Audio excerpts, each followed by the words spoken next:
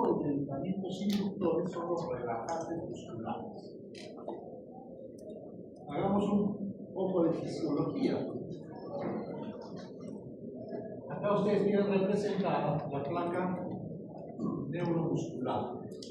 En la placa neuromuscular ustedes tienen los lisosomas a nivel del nervio que cuando viene el estímulo, lo que hacen estos lisosomas es liberar el contenido que está en los lisosomas, que es la famosa acetilcolina.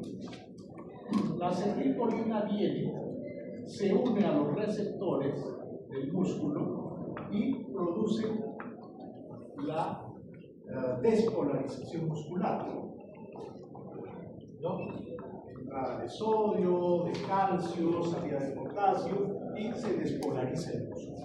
Una vez que se produce la despolarización, viene la acetilcolina esterasa y retira la acetilcolina, la saca del receptor y el músculo se repolariza. Y está en ese plan: despolarización, repolarización, despolarización, repolarización.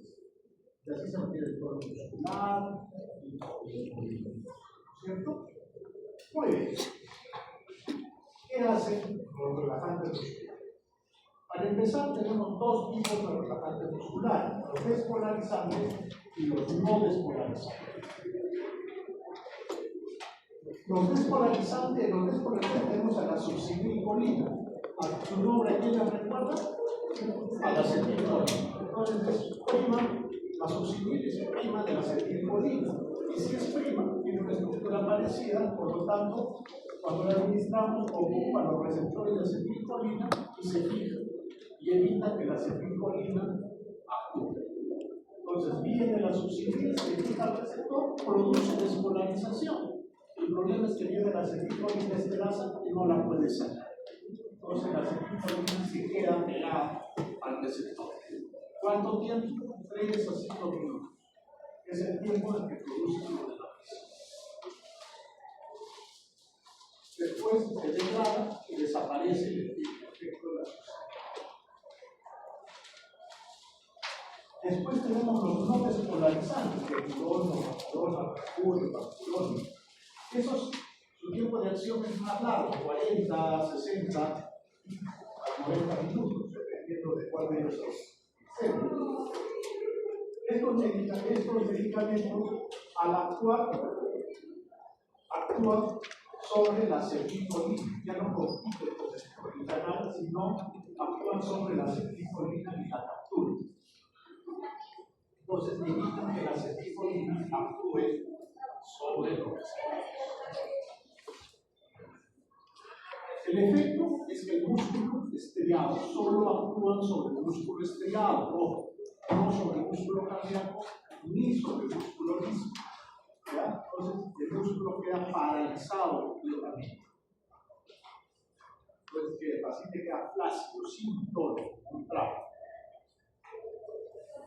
Otra característica de estos relajantes musculares es que no comprometen el sensorio.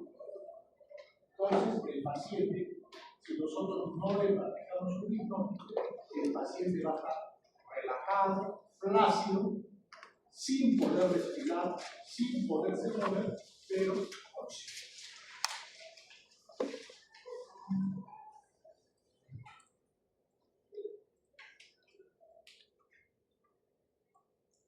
El mantenimiento de la anestesia, como les decía, se puede hacer a través de anestésicos inhalados o anestésicos endovenosos. En los inhalados tenemos el isoflurano, desflurano, el clorprotalogenado. Y en los endovenosos, lo que ahora se conoce como el PIVA o anestesia total intravenosa, ya utilizamos otro tipo de medicamentos, como estos sistemas computarizados. Son bombas de infusión completamente computarizadas. Estas bombas lo que hacen es alimentarse de la información que nosotros le vamos a dar por sexo, peso, talla y edad.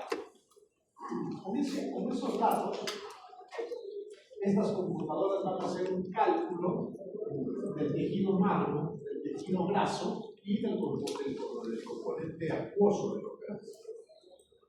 Y nos van a decir que este medicamento que tú vas a sentir se va a distribuir entre la grasa y el tejido magro en tal porcentaje, entonces va a empezar a recircular, pasada 20 minutos, el anestésico que va a entrar a la grasa se va a saturar, va a regresar a la circulación, y puede haber una sobredosis, entonces yo automáticamente, computadora, voy a regular la cantidad de anestésico que te voy a utilizar.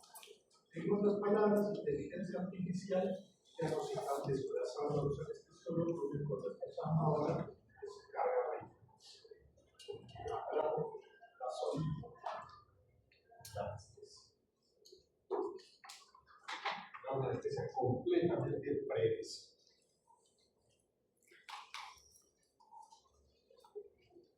Esencial para la anestesia es la monitorización. ¿Qué vamos a monitorizar durante la anestesia?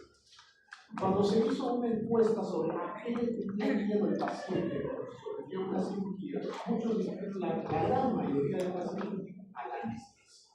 Tengo miedo a dormir y no volver a despertar.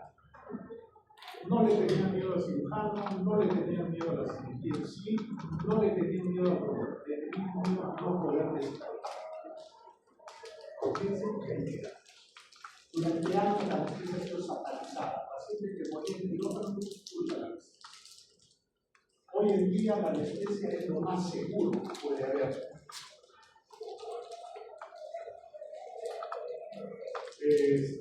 Nosotros monitorizamos la oxigenación de la sangre, vamos viendo cómo varía la sangre, el CO2, la cardiografía, la espirometría, o sea, las curvas de presión intrapulmonar, los volúmenes intrapulmonares, el comportamiento del CO2 del expirado.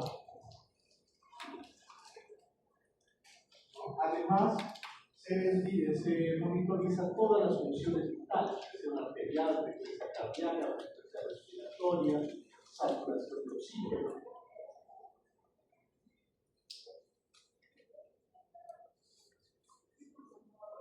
Ahí ven ustedes, incluso vamos viendo acá cómo va comportándose la ampliación pulmonar. Fíjense cómo se va monitorizando todas las funciones pulmonares.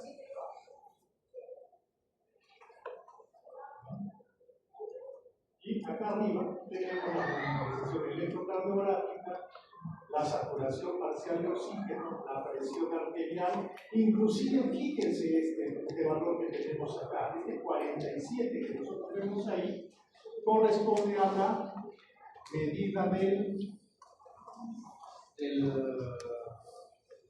estado de conciencia del paciente. Para evitar que el paciente se despierte durante la anestesia, también se monitoriza el estado de conciencia. Si tenemos una cirugía compleja, pero potencialmente sangrante, ya no hacemos una monitorización de presión arterial invasiva, podemos hacer una monitorización directamente magnética, una monitorización invasiva, podemos hacer una monitorización de presión cerebral, colocar un catéter Swan-Ganz y monitorizar el gasto cardíaco. En fin, como podrán ver, la monitorización es una monitorización bastante exhaustiva y hace que ya los errores o las posibilidades de muerte intraoperatorias disminuyan. Es imposible decir que un paciente fallecido por causa de anestesia. Muy bien, ¿alguna duda en anestesia general? Nada. Entonces rápidamente vamos a anestesia peridural.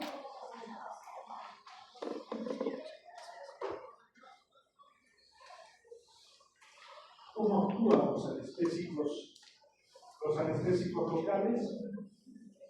Pues actúan inhibiendo la despolarización de los axones a través del bloqueo de los canales de sodio, calcio, potasio, canales de sodio.